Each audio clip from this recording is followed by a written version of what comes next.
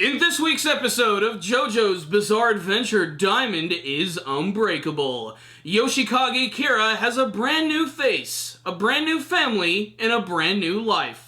And Josuke and his friends do battle with an evil ghost who has a close connection to the evil killer himself. The Japanese love a good ghost story, and that's no more evident than in this week's episode of JoJo, as Josuke and his friends try to investigate the mysterious Yoshikage Kira by going to his house, but they end up getting more than they bargained for as they do battle with an evil ghost who just so happens to be the dead ghostly father of Yoshikage Kira himself. This is Yoshihiro, who is the evil spirit who not only has the power of stands, but also has been helping out his son from the shadows. He's going to do everything in his power to protect his ability to continue to kill and prey on young women and cut off their hands as his own personal souvenir. Not only that, but he also seems to be in possession of another mystical bow and arrow, which has the ability to give people the power of stands. This week's episode of JoJo was essentially just a really creepy horror story when they went into Yoshikage Kira's house, which is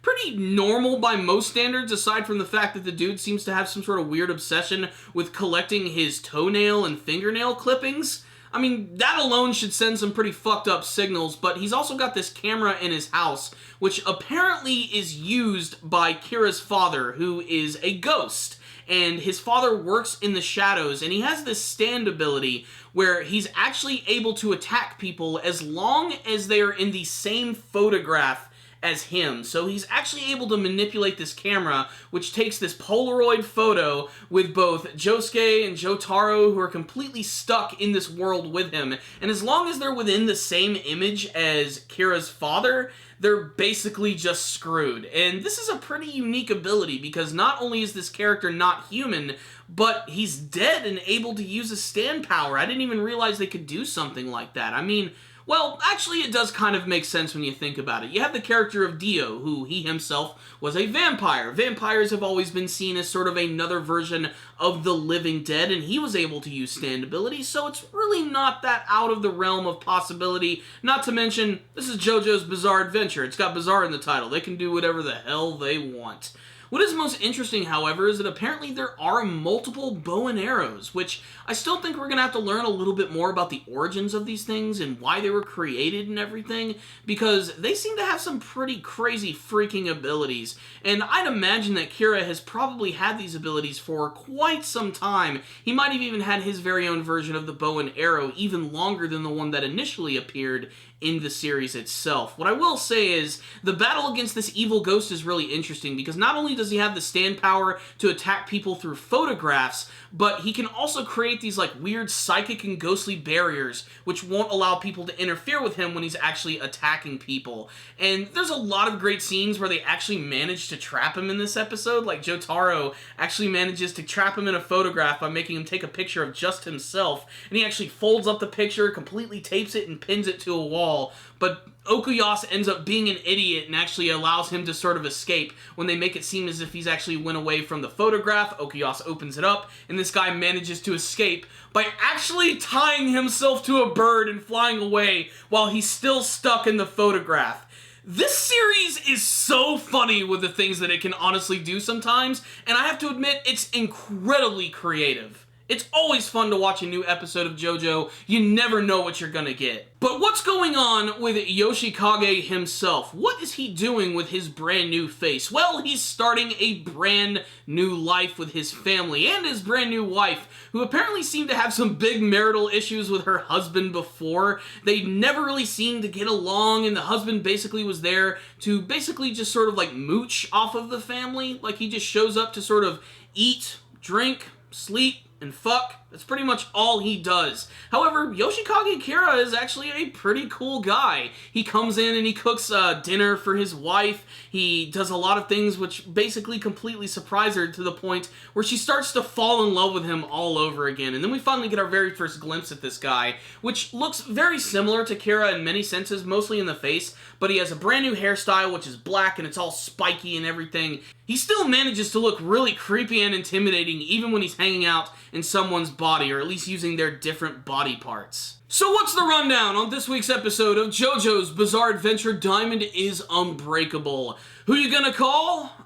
Who knows? I don't know. I don't know how they're gonna get rid of this freaking ghostly vision of Kira's father. It's really funny that they actually managed to incorporate his family into this story, and he's just as despicable as Yoshikage himself. Like the previous episodes of JoJo, my favorite thing about this episode is just how damned creative they're able to get with the powers and the abilities. The fact that you have a character who is dead and able to use stand powers and operate within photographs is really great. But that scene where he managed to escape and take that tape and tie it around a bird's neck and fly away, just the ridiculousness of that scene just really sold me. I don't know what it was. It was just really funny looking to me, the way he was just sort of escaping and laughing as he went. I just never imagined I would ever see a character that strange in an anime. And you know what? Maybe I need to watch more anime, because I have seen some really strange shit before. But this is a series which takes its whole bizarre title really seriously. They always manage to kick it up to 11. But I really love this episode. A lot of it more for the tension, like all of the scenes with Yoshikage Kira and his brand new family. Like, I was always sort of constantly waiting for that moment where he's going to snap and kill the brand new family, the son, the wife, but he's actually just being a really cool dude. Maybe he's just trying to lay low so that he can't get captured. I really can't wait to see what his overall plan is going to be with his brand new look, and maybe he's just going to try and start a brand new life. Who knows? Maybe he's turned over a new leaf, although when he meets up with his father again, I have a feeling that things are probably going to get crazy. Not to mention, his father has the bow and arrow. He has the potential to create some brand new stand users, which I have a feeling is probably what's going to happen. We need some brand new opponents, because there's only so many more villains, like, for the last episodes of JoJo, and as far as I know, people have been telling me it's going to be about 39 episodes, but there is the potential that it could go on for longer.